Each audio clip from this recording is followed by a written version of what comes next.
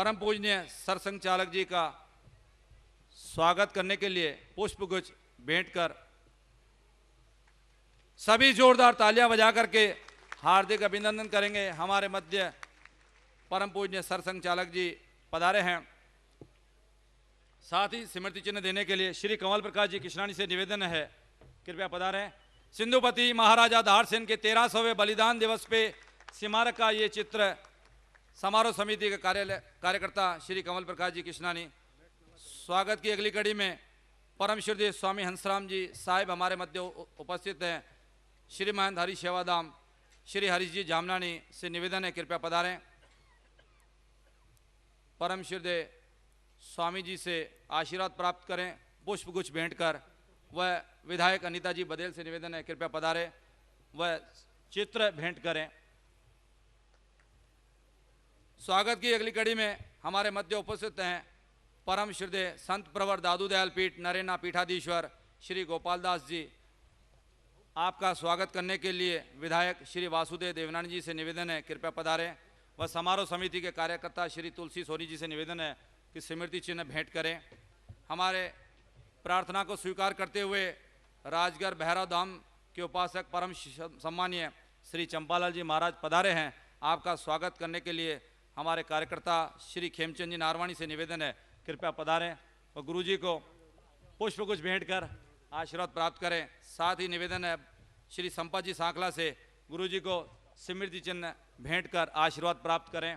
आपका सदैव इस समारोह में हर संभव सहयोग रहा है। हमारे मध्य रायपुर छत्तीसगढ़ के पधारे हुए परम सम्मानीय युधिष्ठिर लाल जी महंत शादानी दरबार उपस्थित हैं। आपके स्वागत के लिए सिंधु सभा के महानगर अध्यक्ष परमानंद जी आहूजा से निवेदन है, कृपया पधारें, गुरु जी को पुष्प भेंट कर आशीर्वाद प्राप्त करें। श्री कमल पंवार समारोह समिति के कार्यकर्ता, आपसे निवेदन है चित्र भेंट करने का कष्ट करें। कमल जी पंवार, बाकी मंच पे थोड़ा स्थान दे दें।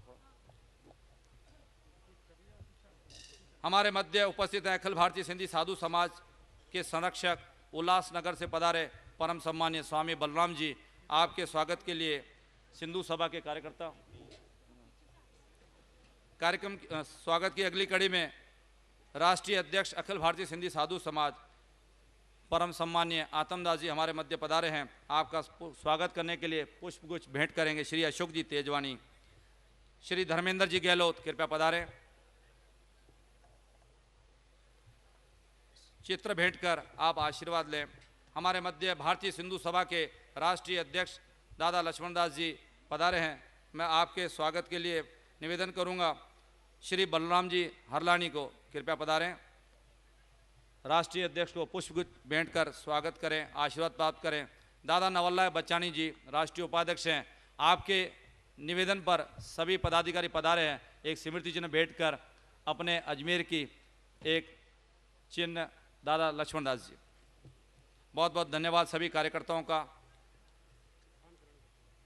सभी कार्यकर्ताओं से निवेदन है, कृपया स्थान ग्रहण करें।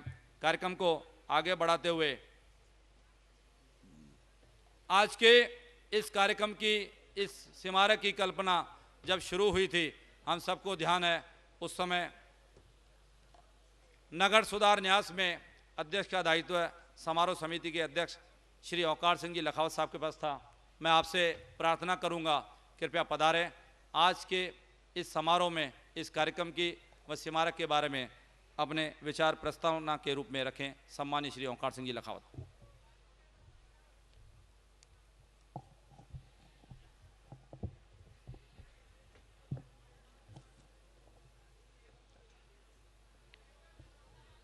हिंदुस्तान के विदेशी अरबी आक्रामकताओं से रक्षा करते हुए अपना सर्वस्व न्यौछावर करने वाले वीर योद्धा एम सिंध के तत्कालीन महाराजा दाहरसेन के 1300वें बलिदान दिवस पर श्रद्धांजलि के राष्ट्रीय दायित्व का निर्वहन करने हेतु आयोजित इस समारोह के मुख्य अतिथि राष्ट्रीय स्वयंसेवक संघ के परम पूज्य सरसंघ चालक श्री मोहन राव जी भागवत, समाज सेवा के श्रेष्ठ कार्यों हेतु सतत मार्गदर्शन और सहयोग प्रदान करने वाली समृद्ध परंपरा के वाहक परम पूज्य महंत श्री हंसराम जी महाराज, राष्ट्रीय लोक संत पूजनीय दादू दयाल जी की वाणी को जन जन तक पहुंचाने का सतत सदकार्य कर रहे दादू दयाल पीठ नरेना के पीठाधीश्वर परम पूज्य गोपाल दास जी महाराज, स्वतंत्रता के पश्चात सिंध व सिंधवासियों को हिंदुस्तान के साथ जीवित रिश्तों के संवाहक एवं भारत पाक सरकारों के बीच प्रोटोकॉल की व्यवस्था के तहत प्रतिवर्ष नागरिकों को दोनों देशों में आने जाने की कठिन प्रक्रिया को सरलता व सहजता प्रदान करने वाले रायपुर से पधारे परम पूज्य युधिष्ठिर लाल जी महाराज, भैरवधाम राजगढ़ के उपासक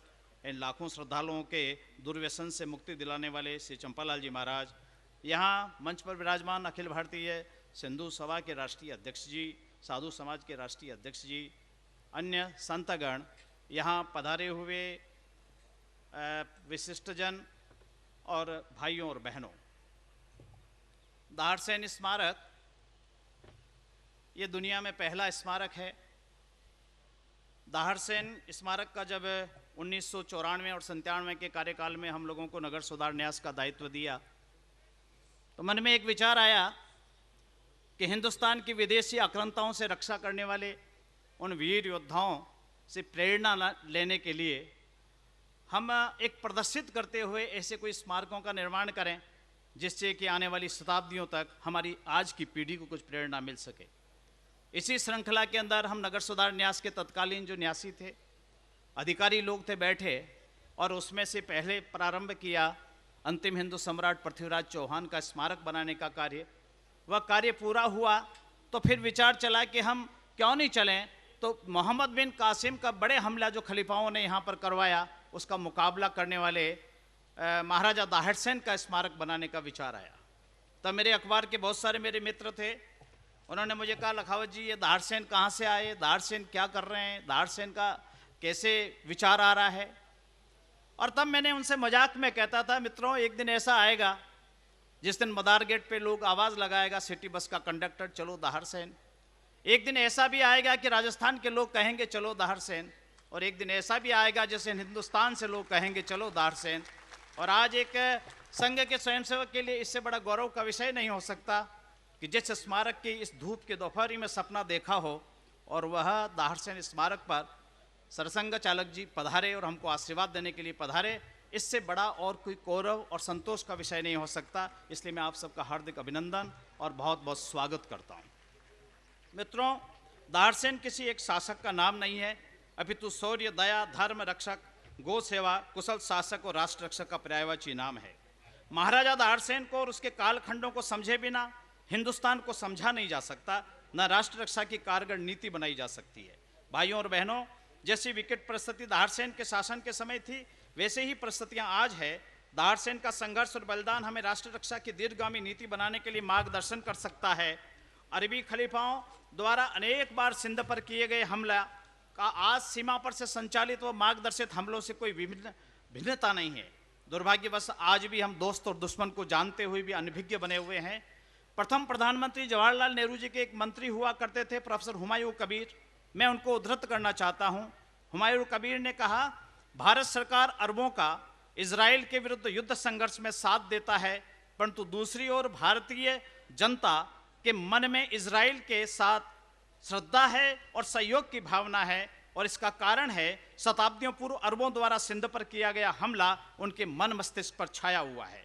लोग सिंधु देश के राजा दाहरसेन के प्रति सम्मान रखते हैं और मोहम्मद बिन कासिम को आक्रमणकारी मानते हैं, लुटेरा मानते हैं। यह राय थी नेहरू जी के मंत्रिमंडल के एक मंत्री की। मैं इस अवसर पर एक और उदाहरण देना चाहता हूं और मैं उद्धृत करना चाहता हूं जीएम सईद को। जीएम सईद ने पाकिस्तान के लिए प्रस्ताव रखा था, यहां से पाकिस्तान चले गए तो बड़े मियाँ अपनी सारी जिंदगी पाकिस्तान की जेल में ही पड़े रहे, क्योंकि उन्होंने सिंध की वकालत करने का तब काम किया। जीएम सईद कहते हैं, मैं 43 वर्ष से पाकिस्तानी हूं तथा 900 वर्षों से मुसलमान हूं, लेकिन सिंधी तो मैं 5000 वर्षों से हूं। दाहरसेन मेरे पूर्वज थे और मोहम्मद बिन कासिम लुटेरा था। हिंदुओं के रहित सिंध सूना नजर आता है। वे जहां भी हों खुश हो, आबाद हो, परंतु हम उन्हें कदापि नहीं भूल पाएंगे। उनका भी यह कर्तव्य है कि वे अपने प्यारे सिंध को, मैं दोहरा रहा हूं, उनका